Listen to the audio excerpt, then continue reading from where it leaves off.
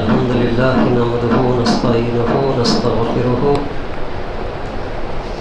ونؤمن به ونتوكل عليه ونعوذ بالله من شرور أنفسنا ومن سيئات أعمالنا من يهد الله فلا مضل له ومن يضلل فلا هادي له وأشهد أن لا إله إلا الله وحده لا شريك له وأشهد أن محمدا عبده ورسوله أما بعد فإن خير الحديث كتاب الله وخير الهدي هدي محمد صلى الله عليه وسلم وشر الأمور محدثاتها وكل محدثة بدعة وكل بدعة ضلالة وكل ضلالة في النار. أعوذ بالله السميع العليم من الشيطان الرجيم. بسم الله الرحمن الرحيم. ربي اشرح لي صدري ويسر لي أمري واحلل عقدة من لساني يفقهوا قولي ربي زدني علما. قال الله تعالى في القرآن المجيد والفرقان الحميد. بسم الله الرحمن الرحيم. يا أيها الذين آمنوا اتقوا الله حق تقاته ولا تموتن إلا وأنتم مسلمون. يا أيها الناس اتقوا ربكم الذي خلقكم من نفس واحدة وخلق منها زوجها وبث منهما رجالا كثيرا ونساء واتقوا الله الذي تساءلون به والأرحام إن الله كان عليكم رقيبا. يا أيها الذين آمنوا اتقوا الله قولوا قولا سديدا يصلح لكم أعمالكم ويغفر لكم ذنوبكم من يطع الله ورسوله فقد فاز فوزا عظيما. بسم الله الرحمن الرحيم. فمن كان يرجو لقاء ربه فليعمل عملا صالحا ولا يشرك بعبادة ربه أحدا. سب طرح کی تعریف اس رب العزت کے لیے ہے جس نے زمین اور آسمان کو پیدا کیا اور ہمیں بسایا ہے. اسی کی حمد و ثنا بیان کرتے ہیں. وہی پالنہار ہے، مشکل کشا ہے. مالک اور خالق صرف اللہ تعالیٰ ہی ہے. اسی کی عبادت کرنی چاہیے اور انسانوں کے رہنمائی کے لیے اپنے نبیوں کو مابعوث فرمایا ہے. سارے نبیوں پر اللہ سبحانہ وتعالیٰ کے سلامتی نازل ہو. خصوصیت کے ساتھ آخری نبی امام الانبیاء محمد صلی اللہ علیہ وسلم پر اللہ تعالیٰ کی سلامت نازل ہو. برادران اسلام، گزشتہ جمعے میں نے عرفات کے میدان میں رسول اکرم صلی اللہ علیہ وسلم کی خطبہ حجۃ الوداع کی تفصیلات تذکرہ کیا ہوں، اور اسی طرح خطبہ یوم نحر یعنی قربانی کا دن کا، عید کا دن کا جو خطبہ تھا، اس میں چند باتیں آپ کے سامنے رکھنے کے لیے کوشش کروں گا. اللہ تعالیٰ سننے اور سنانے والوں کو ان باتوں پر غور و فکر کرتے ہوئے عمل کرنے کی توفیق عطا فرمائے. عمل کے متعلق سوال کیا جائے گا. رسول اکرم صلی اللہ علیہ وسلم نے خطبہ یوم النحر میں ارشاد فرمایا، اور ان قریب تم اپنے رب سے ملو گے، اور ان قریب تم اپنے رب سے ملو گے تو وہ تم سے تمہارے اعمال کے بارے میں سوال کرے گا. لہٰذا اس حدیث مبارکہ سے بات یہ واضح ہوتی ہے کہ ان قریب یعنی بالکل قریب قیامت ہے، کہ قیامت آئے گی. آدم علیہ السلام سے لے کر کے یوم قیامت تک جتنے لوگ ہیں سب کو اٹھا دیا جائے گا، اور اللہ کے روبرو اپنے اپنے اعمال کے جواب دینا پڑے گا. یہ اللہ کے نبی صلی اللہ علیہ وسلم یوم النحر کے دن لوگوں کو آگاہ کر دیا کہ لہٰذا ہم پر یہ بات لازم ہے کہ ہم عقائد کے اصلاح کے بعد عمل کی اصلاح پر بھی پورا توجہ دینی چاہیے. یعنی اس کے پہلے خطبے میں عقائد کے متعلق عقیدہ کیسے رکھنی چاہیے، کن چیزوں پر رکھنی چاہیے. اس کے بعد میں اصلاح یعنی اپنے اعمال کو درست کر لینے کو اصلاح کہتے ہیں. اصلاح کی بھی بہت بڑی ضرورت ہے. جو ہمارے رب کو راضی کرنے والے ہوں اور ان اعمال سے پرہیز کریں جو اسے ناراض کرنے والے ہوں. یعنی دین اور صرف وہ اعمال کریں گے جو ہمارے رب کو راضی کرنے والے اعمال ہوں. اور اس اعمال سے دور ہونی چاہیے جن سے اللہ تعالیٰ راضی نہ ہو. اور اللہ کو راضی کرنے والے اعمال وہ ہیں جن کا اللہ تعالیٰ نے یا اس کے رسول اکرم صلی اللہ علیہ وسلم نے حکم دیا یا ان کی طرف ترغیب دلایا ہو. وہی اعمال اچھے اعمال ہوتے ہیں جو اللہ تعالیٰ نے اور نبی کریم صلی اللہ علیہ وسلم نے ہمیں رغبت دلایا ہو. جبکہ اللہ کو ناراض کرنے والے اعمال وہ ہیں جن سے اللہ تعالیٰ یا اس کے رسول صلی اللہ علیہ وسلم نے منع کیا یا ان سے ڈرایا ہو. یاد رہے کہ کوئی بھی اعمال اللہ تعالیٰ کے ہاں اس وقت تک قابل قبول نہیں جب تک کہ اس میں 2 شرطیں نہ پائی جائیں. یعنی وہ اعمال کے لیے کوئی بھی اعمال انسان کرے اس کے بارے میں 2 شرطیں واضح ہونی چاہیے. پہلی شرط یہ ہے کہ وہ اعمال خالص اللہ تعالیٰ کی رضا کے لیے ہو. پہلی چیز کیا ہے؟ کوئی بھی عمل ہم کریں اچھا کام، وہ عمل اس لیے ہونی چاہیے کہ اللہ تعالیٰ کی رضامندی ہو، خالص اللہ تعالیٰ کی رضا کے لیے ہو، اور اس میں غیر اللہ کو شریک نہ کیا گیا ہو، کسی اور کو شریک نہ کیا گیا ہو. اور دوسری شرط یہ ہے کہ وہ اعمال نبی کریم صلی اللہ علیہ وسلم کے سنت مبارک کے مطابق ہو. وہ اعمال، دوسری کنڈیشن کیا ہے؟ دوسری شرط یہ ہے کہ وہ اعمال اللہ کے نبی صلی اللہ علیہ وسلم کے سنت مبارک کا مطابق عمل ہو. اگر یہ 2 چیزیں کوئی بھی عمل میں نہ ہوگی تو اس عمل کو دھتکار دیا جائے گا، اس کو رد کر دیا جائے گا، وہ قابل قبول نہیں ہے. جیسا کہ اللہ تعالیٰ نے فرمایا کہ سورہ کاف کے اندر میں فَمَنْ كَانَ يَرْجُو لِقَاءَ رَبِّهِ فَلْيَعْمَلْ عَمَلًا صَالِحًا وَلَا يُشْرِكْ بِعِبَادَةِ رَبِّهِ أَحَدًا. یہاں پر شرط یہ ہے کہ عبادت کے اندر، جو عبادات ہوتے ہیں اس کے اندر میں اللہ تعالیٰ کے ساتھ کسی کو شریک نہ ٹھہرائیں. اس کا ترجمہ یوں ہے، لہٰذا جو شخص اپنے رب سے ملنے کی امید رکھتا ہو، یہاں پر بھی کیا ہے؟ ملنے کی امید رکھتا ہو، یعنی مرجی اٹھنے پر جس کا ایمان ہو اس کو اللہ تعالیٰ نے فرما رہا ہے. لہٰذا جو شخص اپنے رب سے ملنے کی امید رکھتا ہو اسے چاہیے کہ نیک عمل کرے اور اپنے رب کی عبادت میں کسی دوسرے کو شریک نہ ٹھہرا ہے. میرے بزرگوں اور عزیز دوستو، یہاں پر ایک نقطہ یوں ہے کہ مرجی اٹھنے پر ایمان لانا ایمان کا تقاضا ہے. جیسا کہ ایمان کے 6 ہے، جیسے کہ اللہ پر ایمان لے آنا، اللہ کے فرشتوں پر ایمان لے آنا، اللہ کے نبیوں پر ایمان لے آنا، اللہ نازل کیا ہوئے کتابوں پر ایمان لے آنا، اور اپنی تقدیر پر ایمان لے آنا، اور مرجی اٹھنے پر ایمان لے آنا.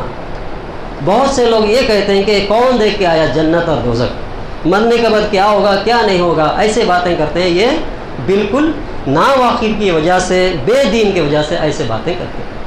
لیکن ہمارا ایمان ہونی چاہیے کہ مرنے کے بعد میں پھر اللہ تعالیٰ ضرور زندہ کرے گا اور ہمارے اعمال کے بارے میں سوال کرے گا. جیسے کہ اللہ کے نبی صلی اللہ علیہ وسلم نے جو یوم نحر کے دن خطبے میں فرمایا کہ ان قریب تم اللہ سے ملنے والے ہو، تمہارے اعمال کا جواب دینا پڑے گا. اس دن سوال کرے گا اللہ تعالیٰ کہ تمہیں 40 سال 80 سال 90 سال تمہیں زندگی دیا ہے، تو وہ کس طریقے سے تم لوگوں نے زندگی گزارا، اس کے بارے میں ہم لوگ جواب دینا پڑے گا.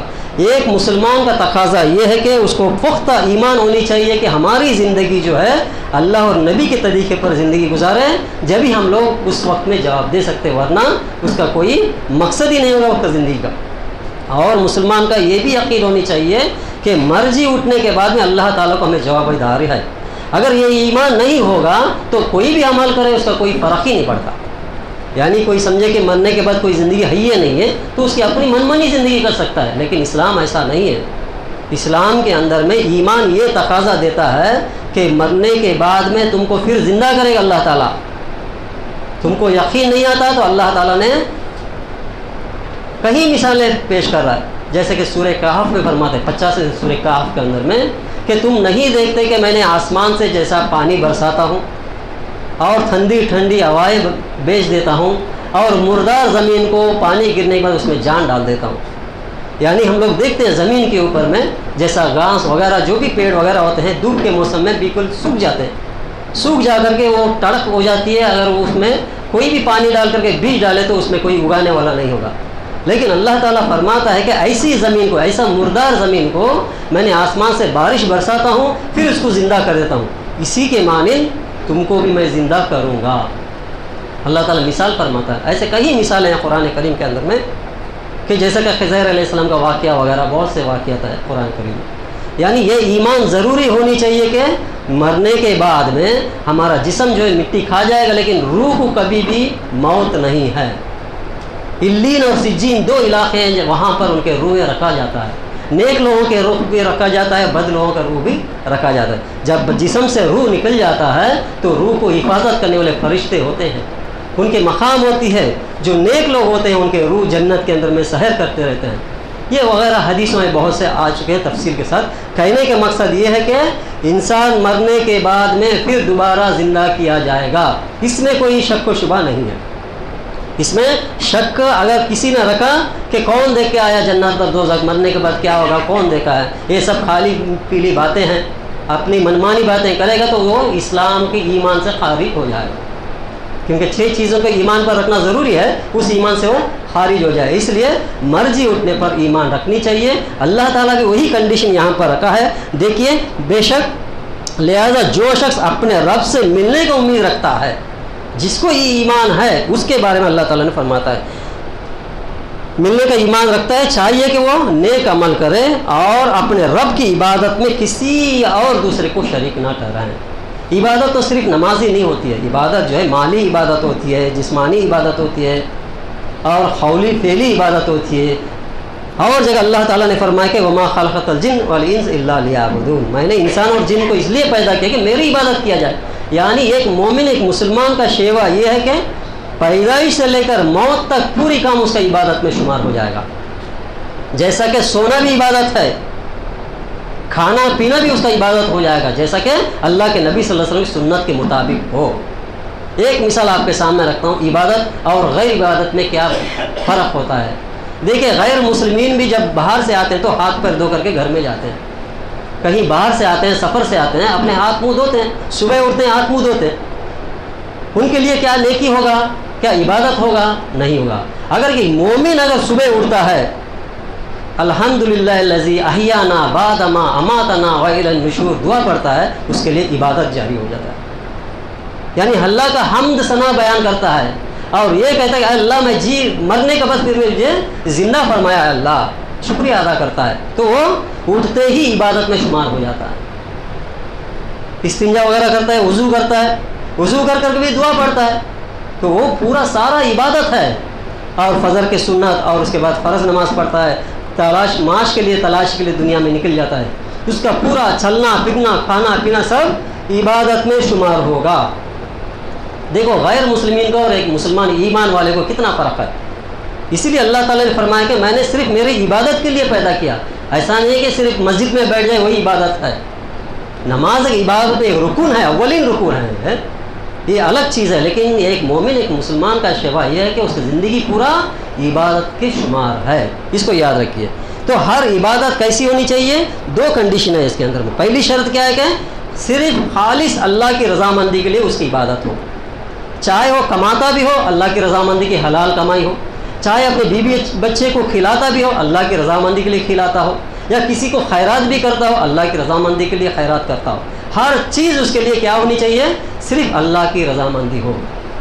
لوگوں کی رضامندی کے لیے کرے گا تو وہ باطل ہو جائے گا، اس کا عمل اسے کچھ فائدہ نہیں پہنچائے گا۔ اگر کوئی یہ ذبح کرے، کوئی جانور یا کوئی کھانے پینے کا چیز اور غیر اللہ کے نام پر کوئی کرے، جو لوگ کرتے ہیں، نام کے مسلمان جو کرتے ہیں نا، رکھ کر کے بولتے ہیں کہ یہ فلانے کی طرف سے ہم نے فلانا دن یا 3 دن 40 دن میں ہم کرتے ہیں، فلانے شخص کی وجہ سے یا فلانے کی وجہ سے فلانا کام ہو جائے۔ اگر ایسا کام کوئی بھی کرتا ہے، غیر اللہ ہے نا سب، اگر ایسا کرتا ہے تو وہ قابل قبول نہیں ہے۔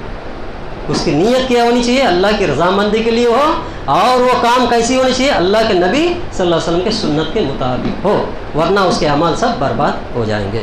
لہٰذا اللہ تعالیٰ نے فرمایا کہ لہٰذا جو شخص اپنے رب سے ملنے کی امید رکھتا ہے، چاہے کہ وہ نیک عمل کرے اور اپنے رب کی عبادت میں کسی دوسرے کو شریک نہ ٹھہرائے۔ اور حضرت ابو ہریرہ رضی اللہ عنہ کا بیان ہے کہ رسول اکرم صلی اللہ علیہ وسلم نے فرمایا، بے شک اللہ تعالیٰ تمہارے شکلوں اور تمہارے مالوں کی طرف نہیں بلکہ تمہارے دل اور تمہارے اعمال کی طرف دیکھتا ہے۔ مسلم شریف کی حدیث ہے۔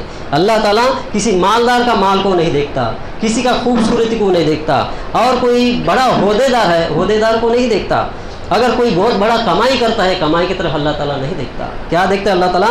تمہارے دل کو دیکھتا ہے، تمہارے اعمال کو دیکھتا ہے. تمہارا دل اور ایمان دونوں پاک ہے، اللہ تعالیٰ اس کو قبول کرے گا. ورنہ نہ تمہارا مال کام آ جائے گا، نہ تمہارا عہدہ کام آئے گا، نہ تمہاری خوبصورتی، کچھ کام نہیں آئے گا اللہ کے نزدیک. یعنی لہٰذا بے شک اللہ تعالیٰ تمہاری شکلوں اور تمہارے مالوں کی طرف نہیں بلکہ تمہارے دل اور تمہارے اعمال کی طرف دیکھتا ہے. اور اللہ کے نبی صلی اللہ علیہ وسلم نے فرمایا کہ یعنی جو موجود ہے، اس کے بعد میں اللہ کے نبی صلی اللہ علیہ وسلم نے فرمایا اسی میدان میں، یعنی دین لوگوں تک پہنچانے کے لیے یہ بات کہے کہ تبلیغ کے متعلق بتایا.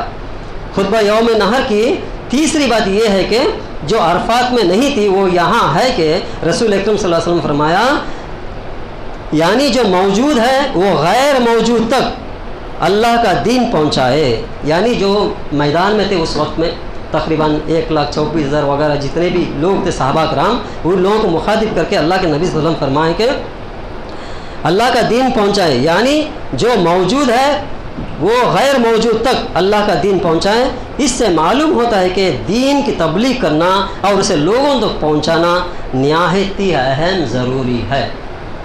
میرے بزرگ اور عزیز تو یہاں پر متوجہ کیجئے کہ ہمیں جو دین معلوم ہے، اللہ اور نبی کے بارے میں جو کچھ بھی بات معلوم ہے، تو اسے خود سمجھ کر عمل کرتے ہوئے لوگوں تک پہنچانا ہمارے لیے فرض ہو جائے گا. اور دعوت تبلیغ کا فریضہ سر انجام دینے والا شخص اس لحاظ سے بڑا خوش نصیب ہوتا ہے کہ جب لوگ اس کے دعوت پر عمل کرتے ہیں تو اسے بھی اتنا ہی اجر ملتا ہے جتنا عمل کرنے والوں کو ملتا ہے. جیسا کہ ابو ہریرہ رضی اللہ عنہ فرماتے ہیں کہ رسول اکرم صلی اللہ علیہ وسلم نے فرمایا جو شخص ہدایت کی طرف دعوت دیتا ہے تو اسے بھی اتنا ہی اجر ملتا ہے جتنا اس کے پیروی کرنے والوں کو ملتا ہے، اور پیروی کرنے والوں کے اجر میں کبھی کوئی کمی نہیں آتی. اور جو شخص کسی گناہ کی طرف بلاتا ہے تو اسے بھی اتنا ہی گناہ ہوتا ہے جتنا اس کے کرنے والوں کو ہوتا ہے، اور کرنے والوں کے گناہ میں بھی کوئی کمی نہیں ہوتی ہے. یہ بھی مسلم شریف کی حدیث ہے. غور کیجئے، جو شخص دین کی طرف دعوت دیتا ہے، ہدایت کی طرف دعوت دیتا ہے، اس کو اتنا ہی نیکی ملتا ہے جتنے لوگ عمل کرتے رہتے ہیں. اگر وہ غلط طریقے پہ سکھاتا ہے، دکھاتا ہے، تو اتنا گناہ مل جاتا ہے جتنا وہ لوگ کرتے ہیں. لیکن دعوت و تبلیغ کا کام کرنے والوں کو یہ بات یاد رکھنی چاہیے کہ وہ جس بات کی طرف لوگوں کو دعوت دیں وہ قرآن و حدیث یعنی سنت کے مطابق ثابت ہو اور انہیں اس کے بارے میں علم حاصل ہو. غور کیجئے کہ دین کی طرف بلانا اچھا کام ہے، لیکن دین کی معلومات بھی ہمارے اوپر فرض ہے. اگر دین کی معلومات نہ ہو، اگر کسی کو غلط راستے پہ چلا دیا جائے تو وہ بندہ کیا جانتا ہے؟ وہ غلط کام کرتے رہتا ہے تو اس کا گناہ بھی ہمارے سر پہ آ جائے گا. اسی لیے جب دین کی دعوت جب دینا ہے تو جس کی دعوت دینا چاہتے ہیں، توحید، رسالت، آخرت وغیرہ جو ہے، اگر اس کے بارے میں پہلے ہمیں علم ہونی چاہیے. علم کے بغیر ہم کسی کو کوئی بات بتا دیں یا راستہ بتاتے، کیا معلوم وہ غلط راستے پہ جائے گا؟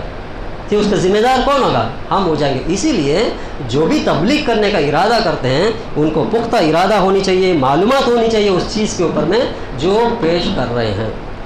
تو مثال کے طور پہ ہم لوگ دیکھتے ہیں، ہم لوگ کام کرتے ہیں سائٹ میں، اگر اس کے بارے میں ہمیں علم نہ ہو تو بہت بڑے بڑے ایکسیڈنٹ ہو سکتے ہیں. چھوٹا سا کام مسٹیک ہو جائے تو کسی کا جان چلے جا سکتا ہے. ایسے ہی اگر دین کے اندر میں بھی اگر ہمیں علم نہ ہو کسی چیز کا، ہم کسی کو دعوت دیتے ہیں، بلا دیں، اس کو عمل کروا دیں، تو اس کی وجہ سے وہ جہنمی ہو جا سکتا ہے. اس کا کردار، اس کا ذمہ دار ہم بن جائیں گے. اسی لیے جو بھی تبلیغ کرنا چاہتے ہیں اس کو پہلے کیا چاہیے؟ علم ضروری چیز ہے. علم کے بغیر وہ کوئی دعوت نہ کرے. لہذا دعوت و تبلیغ کا کام کرنے والوں کو یہ بات کا دھیان رکھنی چاہیے، جس بات کی طرف لوگوں کو دعوت دیں وہ قرآن و حدیث سے ثابت ہو اور انہیں اس کے بارے میں علم حاصل ہو. کیونکہ دعوت تبلیغ کے لیے علم سب سے پہلی شرط ہے. اللہ تعالیٰ کا فرمان ہے کہ قُلْ هَٰذِهِ سَبِيلِي أَدْعُو إِلَى اللَّهِ عَلَىٰ بَصِيرَةٍ أَنَا وَمَنِ اتَّبَعَنِي وَسُبْحَانَ اللَّهِ وَمَا أَنَا مِنَ الْمُشْرِكِينَ. آپ کہہ دیجئے کہ یہی دین اسلام ہے، میرا راہ ہے، میں اور میرے ماننے والے یعنی صحابہ کرام لوگوں کی اللہ کی طرف دلیل اور برہان کی روشنی میں بلا رہے ہیں. دلیل ہونی چاہیے اور برہان ہونی چاہیے، کھلم کھلی بات ہونی چاہیے اور دلیل اللہ کی بات ہونی چاہیے. دلیل اور برہان کی روشنی میں بلاتے ہیں اور اللہ کی ذات بے عیب ہے اور میں مشرکوں میں سے نہیں ہوں۔ یہ اللہ کے نبی صلی اللہ علیہ وسلم لوگوں کو فرما رہے ہیں کہ دیکھو میں اور میرے صحابہ جس دین پر ہے یہی سچا دین ہے، یہی صحیح راہ ہے، اور اس کے بارے میں دلیل ہے ہمارے پاس، برہان ہے ہمارے پاس، اور اللہ کی ذات بے عیب ہے، تو میں شرک کرنے والوں میں سے نہیں ہوں۔ یہ جو ہے آپ کو سورہ یوسف میں مل جائے گا، 108 آیت ہے۔ دعوت و تبلیغ کا فریضہ سر انجام دینے والوں کو ایک اور فضیلت جو اللہ کے رسول صلی اللہ علیہ وسلم نے حجۃ الوداع میں اسی موقع پر مینا میں مقام خیف پر کھڑے ہو کر ارشاد فرمایا، اللہ تعالیٰ اس شخص کو خوش خرم رکھے، دوسروں آسودہ بھی رکھے، اس کو یعنی خرم رکھے، اچھی رکھے، بابرکت رکھے، جو میری بات کو آگے لوگوں تک پہنچا دیتا ہے۔ یعنی اللہ کے نبی صلی اللہ علیہ وسلم دعا دیا ہے، جن لوگوں نے میری بات کو لے لیا اور اس کو عمل کرتے ہوئے لوگوں تک پہنچا دیا، اس کو اللہ تعالیٰ ہمیشہ اچھا رکھے، اس کے لیے دعا فرمایا اللہ کے نبی صلی اللہ علیہ وسلم نے۔ یعنی کہنے کا مقصد یہ ہے کہ جو بھی عمل ہو اس کے لیے دو شرط ہیں۔ پہلی شرط ہے اخلاص نیت ہو، اللہ کی رضامندی کے لیے وہ کام ہو۔ دوسرا شرط جو ہے وہ اللہ کے نبی صلی اللہ علیہ وسلم کے سنت کے مطابق ہو، ورنہ وہ عمل قبول نہیں ہوگا۔ تو میرے بزرگ اور عزیزوں، یہ تھی اللہ کے نبی صلی اللہ علیہ وسلم کے ان میدان یعنی یوم نہر کا دن کے خطبے کے اندر کی چند باتیں، اور بھی چند ہے انشاءاللہ اللہ تعالیٰ موقع دے، انشاءاللہ آئندہ جمعے میں آپ کے سامنے رکھوں گا۔ اللہ تعالیٰ سننے اور سنانے والوں کو دین کی تبلیغ کرتے ہوئے اور اس کے اوپر عمل کرتے ہوئے اللہ تعالیٰ ہم سب کو کامیاب عطا فرمائے، آمین۔ وآخر دعوانا الحمدللہ رب العالمین۔ السلام علیکم ورحمۃ اللہ وبرکاتہ۔ الحمدللہ والصلاة والسلام علی رسول کریم، اما بعد، اعوذ باللہ السمیع العلیم من الشیطان الرجیم، بسم اللہ الرحمن الرحیم۔ قل لا املک لا نفیس نفعا ولا ضرا الا ما شاء اللہ۔ میرے بزرگ اور عزیز دوستو، ابھی جو مہینہ ہے سفر کا مہینہ شروع ہو چکا ہے، تو اس کے بارے میں چند باتیں آپ کے سامنے رکھنا چاہتا ہوں۔ سفر کا مہینہ جو ہے اسلامی کیلنڈر کے اندر میں دوسرا مہینہ ہے۔ پہلا مہینہ جو محرم گزر گیا، ابھی سفر کا مہینہ ہے، یہ جو ہے دوسرا مہینہ ہے۔ عرب کے لوگوں نے اپنے اپنے مقام، اپنے اپنے گھر چھوڑ کر کے دوسرے علاقے میں چلے جاتے تھے اس مہینے میں۔ اس مہینے میں عرب کا ایک معاشرہ تھا کہ ان لوگوں نے میدان چھوڑ کے ان کے اپنے اپنے گھر چھوڑ کر دوسرے گاؤں نکل جاتے تھے، تاکہ لوگوں کے اندر میں جو اس وقت میں ان لوگوں کا پیشہ تھا کہ چوری ڈکوٹی وغیرہ تھا، تو اپنے گھروں کو خالی کر کے دوسرے علاقے میں چلے جاتے تھے لوگوں کا مال لوٹنے کے لیے، اسی لیے اس کا نام جو ہے سفر رکھا گیا ہے۔ تو بہرحال یہ جو مہینہ ہے یہ پرانے زمانے میں دوسرے ناموں سے مشہور تھا، اس کا نام تھا ناظر تھا، اس وقت میں اس کا نام ناظر کر کے رکھا گیا تھا۔ تو ایک تاریخی کتابوں میں لکھا ہوا ہے کہ اللہ کے نبی صلی اللہ علیہ وسلم جو سب سے پہلے ختیجہ رضی اللہ عنہ سے جو نکاح کیے تھے، اسی مہینے میں نکاح ہوا تھا۔ سفر کے مہینے میں اللہ کے نبی صلی اللہ علیہ وسلم ختیجہ رضی اللہ تعالیٰ عنہ سب سے پہلے بیوی تھی، ان سے نکاح اسی مہینے میں ہوا۔ اس بات کو اس لیے آپ کے سامنے رکھتا ہوں کہ بہت سے لوگ اس مہینے کو منحوس سمجھتے ہیں، سفر کا مہینے کو منحوس سمجھتے ہیں، نقصان دینے والا مہینہ سمجھتے ہیں، لیکن ایسا نہیں ہے۔ اگر ایسا ہوتا تو اللہ کے نبی صلی اللہ علیہ وسلم نکاح نہیں کرتے۔ بہت سے لوگ اس مہینے میں جو نیا شادی شدہ ہوتے ہیں ان کو ان کے مائی کے گھر بھیج دیتے ہیں، ساس سسر کا گھر میں نہیں رکھتے، اور کچھ لوگ اس مہینے میں رشتہ داری بھی نہیں کرتے، کم سے کم لڑکا لڑکی کو دیکھنے کے لیے ماں باپ بھی نہیں جاتے۔ یہ سب جو ہے بدعت کے کام ہیں، شریعت کے خلاف کے کام ہیں، اس کو منحوس مہینہ سمجھتے ہیں۔ اگر ایسا ہوتا تو اللہ کے نبی صلی اللہ علیہ وسلم خود ختیجہ رضی سے نکاح ہی نہیں کرتے کہ یہ مہینے میں ہم نہیں کریں گے، یہ منحوس والا مہینہ ہے۔ ایسا کوئی بات نہیں ہے، یہ منحوس والا مہینہ نہیں ہے، اسی لیے آپ کے سامنے رکھا ہوں۔ اس کے بعد میں سب سے پہلے ختیجہ رضی اللہ عنہ سے نکاح کیا تھا، اور اس کے بعد عمرو بن عاص اور خالد بن ولید، عثمان بن ابی طلحہ، یہ ان لوگوں نے بھی اسی مہینے میں ان کا انتقال ہوا تھا۔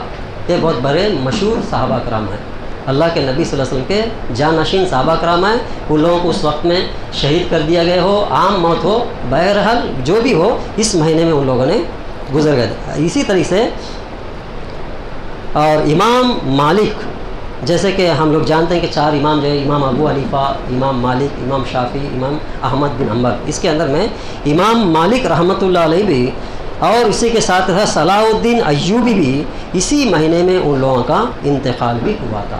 یہ سب تاریخی اعتبار سے معلوم ہوتا ہے.